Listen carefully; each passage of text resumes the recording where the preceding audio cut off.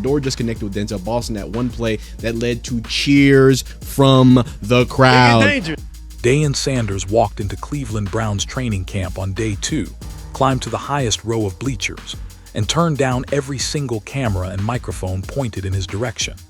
Let that satisfying for a second. The loudest man in football chose silence, and what his son did on that field while prime-time watched from the shadows might have already answered the one question every Browns fan has been losing sleep over since draft night. Shedeur Sanders did not just throw a football today. He made a statement that the stat sheet tried to erase, that the media machine tried to bury, and that one very specific play made impossible to ignore. A laser beam to Isaiah Bond that ended in the end zone with nobody within 5 yards of him. And somehow, the official trackers said it did not count. But we are going to count it right here, right now, because on this channel we deal in truth, not spreadsheets. You are watching Gridiron Ground, and if this is your first time here, you just stumbled into the only place that breaks down what actually happened on that field, instead of what somebody wanted you to believe happened. Now, before we get into every single detail of this practice, drop a football emoji in the comments right now if you believe Shedeur Sanders will be the Week 1 starter. I want to see where this community stands before I show you what I saw. Before going further, if you're enjoying this video, don't forget to smash that subscribe button. It really helps us keep bringing you the content you love. Share this video with your friends so they don't miss out on all the drama and excitement. Well, we'll pay attention to this one, right?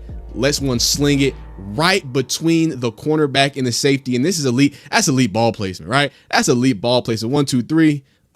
Takes a step, hitches as pressure is in his face. And you can see, oh, he doesn't throw with anticipation, right? He can't read defenses. He can't put balls in tight spaces. He's throwing that before Tylan Wallace gets out of his break and perfectly placed in between the two defenders. Look, there is something deeply calculated about a man who has spent his entire life chasing cameras suddenly running from them.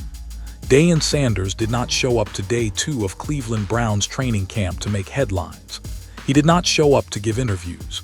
He did not show up to remind the world that his son is a first-round quarterback and that he built the program that made it happen. He showed up, climbed to the top of those bleachers, sat down, and watched. That is it. According to 92.3, The Fan Cleveland, every single media request that came his way got politely declined. No sound bites, no hot takes, no trademark day-in one-liners designed to go viral before the reporter even finishes asking the question. Just a father watching his son go to work in a building that is still trying to figure out who its franchise quarterback is going to be. And if you think that does not send a message, you have not been paying attention to how Dillon Sanders operates. This is a man who turned Jackson State into a national conversation just by walking through the door. This is a man who flipped Colorado's program upside down and made it appointment television for people who had not watched a Buffalo's game in a decade. He understands the weight of his presence better than almost anyone alive in the sports world today. So when he deliberately shrinks himself, when he chooses the highest row in the bleachers instead of the front row, when he waves off the microphones instead of grabbing them, that is not a man who forgot how to be loud. That is a man who knows exactly when silence hits harder than any press conference ever could. And here is what that silence communicates to every single person inside that facility. It tells Shedeur that his father trusts him enough to let the work speak for itself. It tells the coaching staff that Dillon is not there to meddle, not there to second-guess play calls, not there to create a sideshow that distracts from the actual football being played on that field. It tells the other quarterbacks in that room that this is not some circus act where the famous dad shows up and demands his kid gets handed the starting job on a silver platter. And maybe most importantly, it tells the front office that Dillon Sanders understands the difference between being a supportive parent and being a problem. That distinction matters more than people realize, because the NFL has seen both versions of the overbearing football father. It has seen the version that calls the general manager at midnight demanding more reps for his kid. It has seen the version that leaks frustration to reporters when the depth chart does not go his way. It has seen the version that turns a quarterback competition into a family feud that poisons the entire locker room from the inside out. Dayan chose none of that. He chose the top row and a closed mouth. And if you are not giving him credit for that restraint, you are not being honest about how hard it is for a man wired like him to sit still and let somebody else control the narrative around his own son. Now here is something I want you to think about as we move through the rest of this breakdown. If you are watching this and you have never subscribed to Gridiron Ground, ask yourself a question. Where else are you getting this level of detail about what is actually happening inside this training camp? Not the recycled tweets, not the surface-level highlight clips with generic commentary layered on top. The real connective tissue between what a father's body language means and what his son's performance reveals. That is what this channel is built for. That is what Gridiron Ground delivers every single time you click on one of these videos. So if that sounds like something you want in your feed every day this camp continues, you already know what button to hit. But what Dayan witnessed from those bleachers was only part of the story. Because down on that field, the coaching staff was doing something that nobody predicted during the offseason. For months, the loudest conversation in football media was not about X's and O's. It was about a phone call, specifically whether Denzel Sanders would call Todd Monken, the Browns' new offensive coordinator, to talk about Shedeur. Podcasts devoted entire episodes to this hypothetical. Twitter threads ran hundreds of replies deep debating the etiquette of a Hall of Fame father reaching out to his son's new play caller. Grown adults with press credentials spent weeks building content around imagined tension between two men who had never publicly exchanged a single hostile word. It was the ultimate off-season invention, a narrative created out of thin air, fueled by speculation, and packaged as controversy because controversy gets clicks and clicks pay mortgages. And then training camp started, and that entire fabricated storyline went up in smoke. Because according to reports from people actually inside that building, Todd Monken did not treat Denzel Sanders like an intruder. He did not freeze him out. He did not put up walls or establish some kind of cold war between the coaching staff and the most famous football father on the planet. Instead, Monken did what any coordinator with genuine confidence in his own ability would do. He engaged. Before going further, if you're enjoying this video, don't forget to smash that subscribe button. It really helps us keep bringing you the content you love. Share this video with your friends so they don't miss out on all the drama and excitement. You know what I'm saying? I wouldn't never allege, some people are fudging the numbers, you know what I'm saying? And touchdowns that aren't there, but magically Dillon Gabriel has a touchdown. Looking at the quarterback tracker, Sanders went 80%, 20 from 26, Watson 66%, Gabriel 64%, and then Taylor Green, shout out to Taylor Green, with 80% on the day. He reportedly gave Dayan insight into how Shedeur competes, how to coach him, how the offense was being built around his strengths. He leaned into the relationship instead of running from it. And that right there tells you everything you need to know about the difference between this coaching staff and the one that came before it. Because reports from last season painted a very different picture under Kevin Stefanski. The vibe was reportedly colder, more rigid. More of a keep the parent at arm's length approach that might work with most families, but was never going to work with the Sanders family. Not because Dayan demands special treatment, but because pretending that Denzel Sanders is just another dad in the bleachers is a level of denial that borders on delusional. You do not manage every relationship the same way. You do not treat every personality with the same playbook. The best leaders, the best coordinators, the best organizations understand that emotional intelligence is just as important as schematic intelligence when it comes to building a winning culture. And Monken showed emotional intelligence in spades by meeting Dayan where he was instead of where the media wanted him to be. Now, does that mean every player's father gets a private audience with the offensive coordinator during training camp? Of course not. And anyone who tries to twist this into some kind of favoritism argument is being intentionally dishonest about how professional football works at the highest level. Denzel Sanders is not just a parent. He is a two-sport Hall of Famer. He is a head coach who built programs from the ground up. He has forgotten more about football than most of the people criticizing his presence will ever learn. Treating that relationship with respect is not favoritism. It is professionalism. It is recognizing that the man sitting in those bleachers has a perspective on quarterback development that very few humans on Earth can offer. And if you are smart, you tap into that resource instead of pretending it does not exist because you are afraid of what the comment section might say about it. The fact that Monken understood this without it becoming a public spectacle says more about his character and his coaching IQ than any play call he could diagram on a whiteboard. And it created an environment where Shedeur could step onto that practice field knowing that the two most important football voices in his life, his father and his coordinator, were not at war with each other. They were aligned. That alignment matters. It matters for a rookie's confidence. It matters for his willingness to take risks within the offense. It matters for the speed at which he can process new information without worrying about political landmines outside the white lines. And what happened next on that field proved that alignment was already paying dividends, because the pecking order that emerged on day one did not just hold on day two, it hardened. When day two started, there was no reshuffling, no surprises, no last-minute adjustments to the depth chart that might have given Watson loyalists something to cling to. Sanders and Green ran with the ones.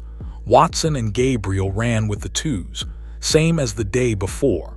And in the NFL, repetition at this stage of camp is not accidental.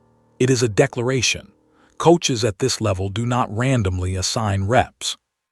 Every single snap a quarterback takes during training camp is budgeted, planned, and intentional. The coaching staff knows exactly how many reps each guy is getting, with which unit, against which defensive look, and in which period of practice. Nothing is left to chance. So when Shedeur Sanders lines up with the first team offense for the second consecutive day, that is not a coincidence. That is the coaching staff telling you something they will never say into a microphone during a press conference. They will use words like competition and earning it, and everyone is getting a fair shot. And all of those things might be technically true, but the reps do not lie. The reps are the most honest communicator in any training camp in the history of professional football. And right now, the reps are saying that Shedeur Sanders is being given the first opportunity to prove he belongs at the top of this depth chart. Now, before anyone runs with that and declares the competition over, let me pump the brakes just enough to be fair. Running with the ones in the first week of camp does not guarantee a week one start. Things change. Performances fluctuate. A quarterback can look like a franchise savior on Tuesday and throw 3 picks on Thursday and watch his first team reps evaporate by Friday morning. That is the brutal reality of this business. But what it does tell you is where the coaching staff's head is right now, in this moment, based on everything they have evaluated so far. And right now, their head is with Shedeur. Meanwhile, Deshaun Watson, the quarterback Cleveland traded a mountain of draft capital to acquire, the quarterback they handed a fully guaranteed contract worth more money than most humans will see in 10 lifetimes, is running with the twos. Let that marinate. Regardless of where you stand on Watson's off-field situation, regardless of your opinion on his talent level or his potential for a comeback season, the fact that a rookie is taking first-team reps over him in late July tells you that the organizational patience with Watson's inconsistency has limits. And those limits might be closer than anyone on the outside wants to admit. Dillon Gabriel deserves attention here too. The man went 10 of 11 on day 2. 10 of 11. That kind of efficiency does not just happen by accident. Gabriel has been quietly shredding this camp without a fraction of the attention that Shedeur is getting, and the reason is simple. The media narrative machine only has room for one storyline at a time.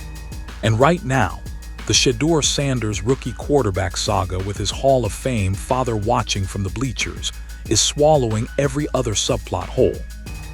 But if Gabriel keeps putting up numbers like that, at some point the conversation will have to expand. At some point, efficiency that clean demands acknowledgement regardless of which unit you are running with. This quarterback room is deeper than people want to admit. And the competition, while clearly tilting in Shedeur's direction based on rep distribution, is not a foregone conclusion. Not yet. If you are locked in on every twist this camp throws at us, and you want to be the first to know when something shifts, Subscribing to Gridiron Ground is the easiest decision you will make today. This channel does not miss a beat when it comes to what is actually happening inside that building. Now, speaking of what happened on that field, let me take you to the exact moment that had everyone talking. The throw that should have counted but somehow did not. Let me set the scene for you because this play deserves to be talked about in full detail, not reduced to a stat line that somebody decided to manipulate. 7-on-7 period. The defense is in coverage. Shedeur takes the snap, and the play design is beautiful. Todd Monken dials up a motion concept with a drag route running underneath as a decoy. Before going further, if you're enjoying this video, don't forget to smash that subscribe button. It really helps us keep bringing you the content you love. Share this video with your friends so they don't miss out on all the drama and excitement. The drag pulls the linebacker's eyes down, holds them just long enough to open a window behind them, and Isaiah Bond slips underneath on a 15-yard dig route. Wide open, not kind of open, not a little bit of daylight, wide open. Nobody within 5 yards of the man, and Shedeur sees it. He does not hesitate, he does not pat the ball, he does not look off the route and come back to it late. He sees the window, trusts the read, and fires a laser right on the money. Not a lob. Not a floater that hangs in the air long enough for a safety to close. A rope. Bond catches it in stride, and because no whistle blew, he does what any receiver with his speed would do. He kept running, all the way into the end zone, untouched. No defender within a zip code of him. And when the official quarterback tracker numbers came out after practice, that touchdown was not counted. Let me say that again so it registers. A quarterback threw a perfect strike on a perfectly designed play. The receiver scored without being touched. No whistle stopped the action, and the people tracking the results said it did not happen. Now I'm not going to sit here and accuse anyone of deliberately trying to make Shedeur look worse on paper, but I am going to say this with my full chest. If that exact same throw comes from a different quarterback in that building, does it get conveniently erased from the record? Maybe, maybe not. But the optics of a rookie quarterback losing a touchdown on a technicality that nobody can clearly explain do not sit right with me. And they should not sit right with you either. Because here is the thing about training camp stat tracking. It is not an exact science. It never has been. These numbers are compiled by humans standing on the sideline making judgment calls in real time about what counts and what does not. And when those judgment calls consistently go against one player, whether intentionally or not, it creates a distorted picture that the public then uses to form opinions about a quarterback competition that could determine the future of this franchise. That throw was a dime. The play design was elite. The execution was clean from pre-snap read to ball placement. And if we are being honest about evaluating quarterback play, that completion, that touchdown, reveals more about Shedeur's processing speed and arm talent than any stat sheet is willing to give him credit for. It showed anticipation because he threw the ball before Bond had fully cleared the linebacker level. It showed arm strength because that ball got there on a line with enough velocity to beat any late closing defender if one had been in the area. It showed trust in the scheme because he did not abandon Monken's concept when the first read, the drag route, was designed to be a decoy rather than a primary target. And it showed chemistry with Bond that is developing at a pace that should genuinely excite Browns fans who are looking for reasons to believe this rebuild is heading in the right direction. Tracker be damned. That was a touchdown, and nothing anybody writes on a clipboard is going to convince me otherwise. But Shedeur was not done after that play. Not even close, because what he did for the rest of practice told an even bigger story about where this kid's development is heading. The thing about quarterback development that casual fans sometimes miss is that the flashy plays are not always the most important ones. That Bond touchdown was spectacular, and it deserved every ounce of attention it is getting. But the plays that will actually determine whether Shedeur Sanders becomes a franchise quarterback in this league are the ones that never trend on social media. The quiet completions. The routine throws that move chains and sustain drives and keep a defense honest enough to open up the big plays later. And on day 2, Shedeur stacked those kinds of plays one after another in a way that tells you his understanding of Monken's system is growing faster than the typical rookie timeline would suggest. There was a crisp drag route to Tylan Wallace that was timed up perfectly with the receiver's break. If you have ever watched film of an NFL quarterback who truly understands timing concepts, you know what that looks like. The ball leaves the quarterback's hand before the receiver has fully turned his head. It arrives at the catch point at the exact moment the receiver's shoulders square to the line of scrimmage. When that timing is off by even half a second, the play dies. Incomplete pass, broken up by a defender, or worse, an interception. When it is on, it looks effortless. And Shedeur made it look effortless on that throw to Wallace. There was a connection with tight end Jake Stoll that was textbook clean. Nothing dramatic about it. Just a quarterback reading coverage, identifying the soft spot in a zone, and delivering the football to a big target who had settled into the open grass. That is the kind of play that does not get retweeted 10,000 times, but makes an offensive coordinator nod on the sideline and mentally check a box that says this kid can operate my system. Denzel Boston got some love too. Boston has been quietly having himself a solid camp if you have been paying attention beyond the headline names. He is not flashy. He is not going to give you a highlight reel catch that ends up on every sports account by dinner time. But he is running clean routes, catching the ball consistently, and giving Shedeur a reliable target in the intermediate areas of the field where NFL games are won and lost. Harold Fannin caught a hitch route that was as simple as football gets. Receiver sits down in front of the defender, quarterback delivers on time, first down. No drama, just conversion. And yet that kind of efficiency is exactly what separates sustainable offensive production from the boom or bust style that gets quarterbacks benched by mid-October. There was even a flat route to keep the chains moving. A quick little dump-off that might look like nothing on film, but demonstrates spatial awareness, pocket manipulation, and the willingness to take what the defense gives you instead of forcing something that is not there. Rookies who force throws end up on low-light reels. Rookies who take the check down and live to see the next play end up starting 16 games.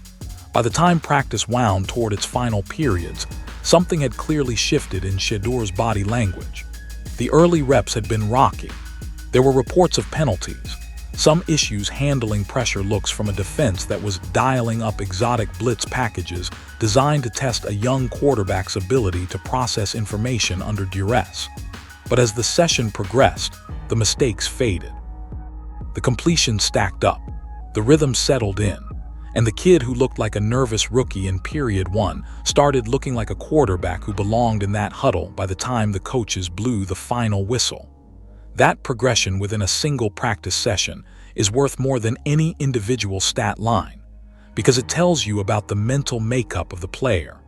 It tells you about his ability to self-correct in real time without needing a coach to hold his hand through every adjustment. And it tells you something critical about the turnover battle that nobody seemed to be talking about loudly enough. Before going further, if you're enjoying this video, don't forget to smash that subscribe button. It really helps us keep bringing you the content you love. Share this video with your friends so they don't miss out on all the drama and excitement. Here is a sentence that should be printed on a billboard outside the Browns facility and left there for the entire duration of training camp. Shedeur Sanders did not turn the ball over. 0 interceptions, 0 fumbles, 0 moments where the defense got the football back because the rookie quarterback made a catastrophic mistake with the ball in his hands. Now on its own, that might not sound like front-page news. Quarterbacks are supposed to protect the football. That is literally part of the job description. But context matters. And the context here is that Deshaun Watson, the presumed incumbent starter, the man Cleveland sold its future to acquire, threw 2 interceptions the day before and was still carrying that baggage into day 2 while Shedeur was putting up a clean sheet. In a quarterback competition, and make no mistake, this is a quarterback competition regardless of what diplomatic language the coaching staff uses in press conferences, the single most important trait a young quarterback can demonstrate is the ability to protect the football under pressure. Not arm strength, not mobility, not the ability to throw a 60-yard bomb that makes scouts drool. Ball security, because in the NFL, turnovers are the great equalizer. A team can dominate every statistical category on the box score and still lose the game if their quarterback gives the ball away at the wrong moment. And the opposite is equally true.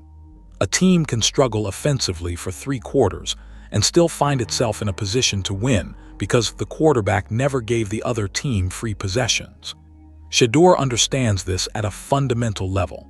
And what makes that understanding even more impressive is the environment he is operating in. This is not a relaxed preseason setting where the stakes are low and the pressure is manageable. This is a training camp where every single throw he makes gets dissected by media members, evaluated by coaches, compared against 3 other quarterbacks, and debated by millions of fans who have already decided whether they want him to succeed or fail before he even took his first rep. That kind of pressure cooks most rookies. It makes them grip the ball too tight, hold it too long, and eventually make the kind of panic decision that ends with a defensive back jogging into the end zone with a game-changing pick. Shedeur did not let that pressure cook him.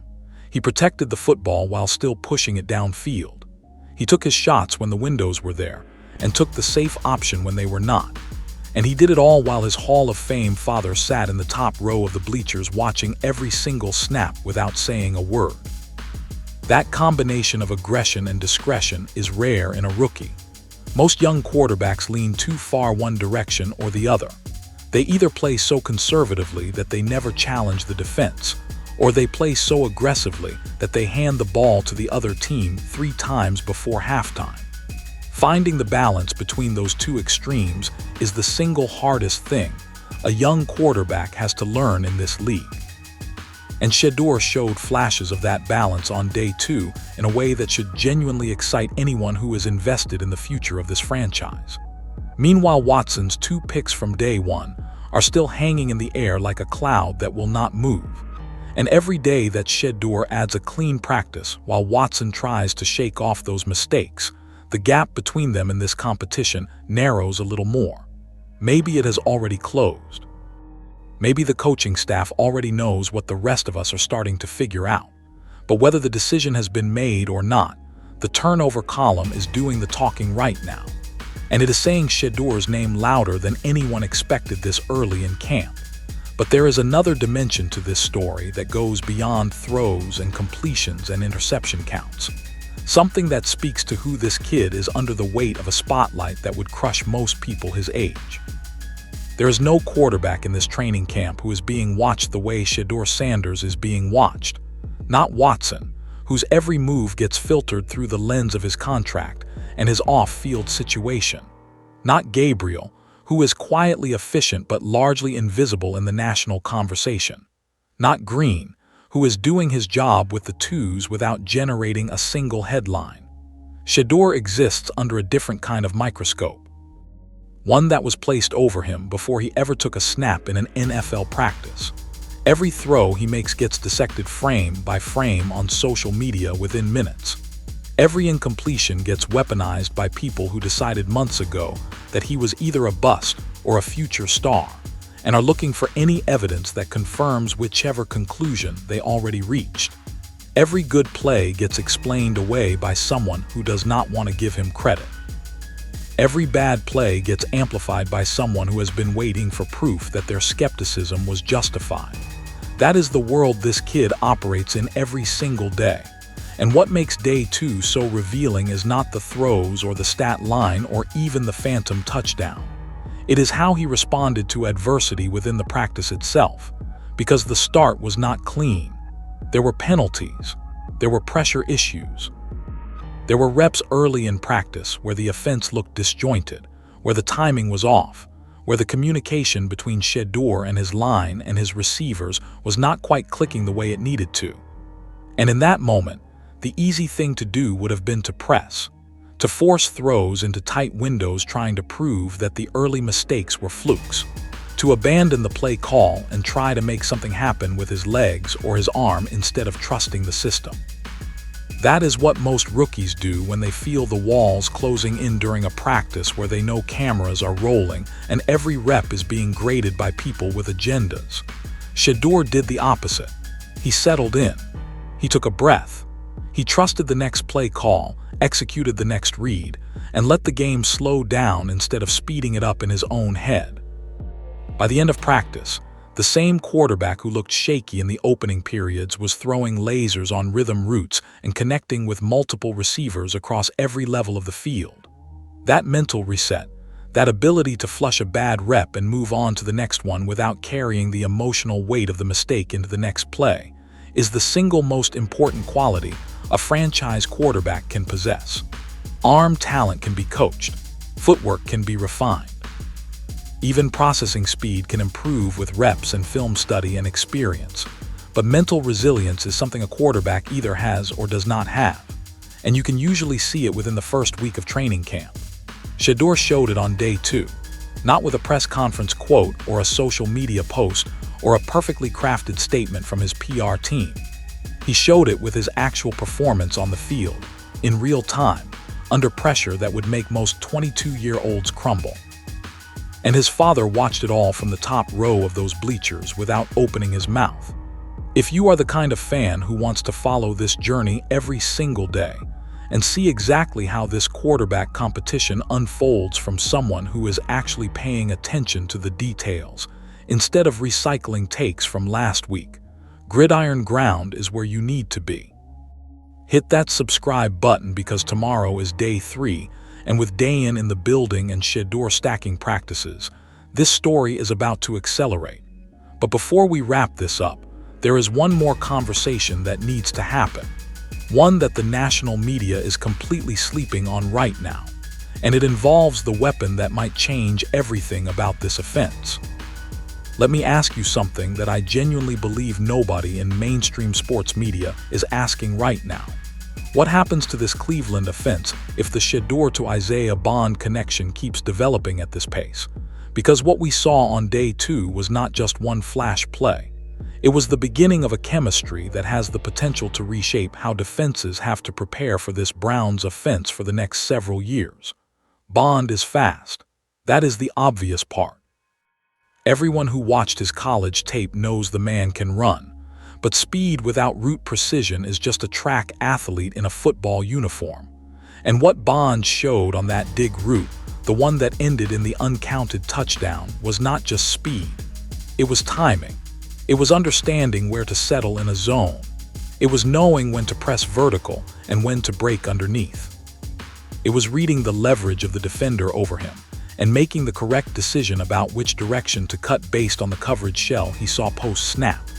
That is a receiver who is not just fast. That is a receiver who processes football. And when you pair a receiver who processes football with a quarterback who processes football, you get the kind of connection that offensive coordinators dream about when they are drawing up plays on a napkin at 2 in the morning. Todd Monken clearly sees it. The play design on that touchdown tells you everything. He used the drag route as a decoy specifically to manipulate the linebackers and create space for Bond on the dig. That is not a play you call for a receiver you do not trust. That is not a concept you install in the first week of camp for a connection you do not believe in. Monken is feeding Bond these looks because he sees what the rest of us are starting to see. This kid can play. And if the chemistry between Bond and Shedeur continues to build at this rate, the Browns might have something that nobody outside of that building is currently projecting. A rookie quarterback and a speed receiver who are already on the same page in week 1 of training camp, operating inside a scheme that is specifically designed to exploit the exact skill set Bond brings to the table. Motion before the snap to create confusion. Drag routes underneath to hold defenders in place. And then Bond, releasing into open space with Shedeur trusting the read and delivering the ball on time with enough velocity to beat any late reaction from the secondary. That is a formula that translates to regular season success. That is not just a training camp highlight. That is a schematic advantage that defenses will struggle to take away if Monken keeps evolving the concept and adding layers to the route combinations around it. And here is the part that should genuinely concern opposing defensive coordinators once the regular season starts. This is day 2, 2 days of training camp. Shedeur and Bond have barely scratched the surface of what they can develop together over the next month of practices, preseason games, and joint sessions. If the connection looks this natural now, imagine what it looks like by week 4 when they have hundreds of additional reps together and a full game plan's worth of concepts that have been tested, refined, and perfected throughout August and September. The market is sleeping on Isaiah Bond. The analysts are sleeping on Isaiah Bond. The fantasy football community has probably not even put his name on a watch list yet, but Gridiron Ground is not sleeping on him. And neither is Shedeur Sanders, who threw him the best ball of the entire practice today and watched it get erased from the record by a tracking system that could not be bothered to count a touchdown when it saw one. Bookmark this. Seriously. Come back in October and tell me I was wrong about this connection. I will be right here waiting. Day 2 of Cleveland Browns training camp told us more than most people are willing to admit. It told us that Dillon Sanders has the discipline to let his son's work speak for itself. It told us that Todd Monken has the emotional intelligence to embrace a Hall of Fame presence instead of fighting it.